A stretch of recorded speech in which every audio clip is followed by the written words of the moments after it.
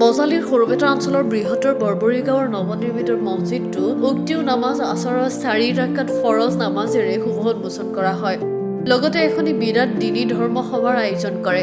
উক্ত ধৰ্ম সভাত সভাপতিত্ব কৰে প্ৰাক্তন শিক্ষক তথা মছজিদ কমিটিৰ সভাপতি অলহাজ ইমতাজ আলী খণ্ডকাৰে। স্থানীয় বক্তা হিচাপে উপস্থিত থাকে কাৰী মৌলানা উমৰ ফাৰুক খেইৰী, পেশ্বা ইমাম বৰবৰী জামে মছজিদ। মুখ্য বক্তা হিচাপে উপস্থিত থাকে বিশিষ্ট ইছলামিক চিন্তাবিদ হজৰত কাৰী মৌলানা তৌফিক ৰহমান সাহাব। লগতে নিৰ্দিষ্ট বক্তা হিচাপে উপস্থিত থাকে আলহাজ হজৰত হাফিজ কাৰী মৌলানা মুফতি শ্বেখ আব্দুল ৱাছিৰ সাহাব, অধ্যক্ষ দাৰুল উলুম ফাৰুকিয়া মাদ্ৰাছাৰ সাহাবে। ধৰ্মীয় প্ৰাণ ব্যক্তিসকলৰ মাজত সাধাৰণ শিক্ষা, কোৰাণৰ মৰ্যাদা, ইব্ৰাহিম নবীৰ জীৱনী, মছজিদ নিৰ্মাণ আৰু শুভ উন্মোচন, কোৰাণ হাদিছ আদিৰ বিষয়ে কিছু কথা ব্যাখ্যা কৰি ধৰ্মীয় ব্যক্তিসকলক আকৰ্ষিত কৰিবলৈ সক্ষম হয়। লগতে উপস্থিত থাকে নিৰ্দিষ্ট মুৱাজিন হাইজুল আলীৰ লগতে বৰবৰী জামে মছজিদ ইমাম সাহাব। উক্ত উন্মোচনৰ ধৰ্মীয় সভাত বহু সংখ্যক ধৰ্মৱান ৰাইজৰ লগতে মহিলাসকলেও কোৰাণ আৰু হাদিছসমূহ শ্ৰৱণ কৰে।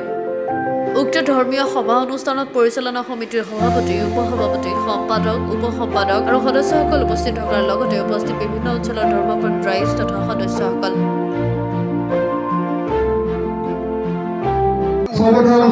চনতে আৰম্ভ কৰিবলৈ অনুৰোধ জনাইছোঁ। মই ইয়াৰ পৰাই নাম ঘোষণা কৰিম, আপোনালোকে পৰ্দাৰ আৰু আজি আমি সম্বৰ্ধনা অনুষ্ঠান চলাই নিয়ে যেন। কেইবাটা বছৰৰ পিছত আমি প্ৰথমে সম্বৰ্ধনা জনাম কৰিবলৈ সম্ভৱপৰ হৈছোঁ। নামনি অসম মহিলা মছৰাৰ ত্যাগ স্বীকাৰ আমিৰা যিটো আলহাজ নিৰ্মাণ কৰিলোঁ, ৰেণু বেগম, সেই মছজিদৰ তেখেতৰ ঘৰ সম্পাদক কাৱৈমাৰীত। হৈ নিজে তেখেতক এখনি ফুলাম গামোচাৰে সম্বৰ্ধনা জনাব।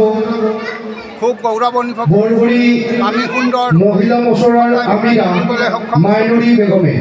আমাৰ ভাল লাগিছে। আজি সেই অনুপাতে এই মছজিদটো দাৰুল উন্মোচনৰ দিনটোত এখনি ধৰ্মসভা পাতি বিশেষকৈ আমি উৎফুল্লিত হৈছোঁ আৰু আমি জনতা ইয়াৰ পিছত আমি যিখিনি সম্বৰ্ধনা জনাম আমাৰ ইয়াত উপস্থিত হৈছে বৰবৰী তেখেতসকলক মহিলা মছৰাৰ আমিৰা আৰু আমি মাইনুৰী বেগম, এই গাঁৱৰ তেখেতক এখনি ফুলাম গামোচাৰে সম্বৰ্ধনা জনাব ইনুৱাৰা বেগমে। ধন্যবাদ কৰিছোঁ। প্ৰত্যেকে দান বৰঙণিৰে সহায় আগবঢ়াই এই মছজিদৰ নিৰ্মাণত সহায় কৰিছে।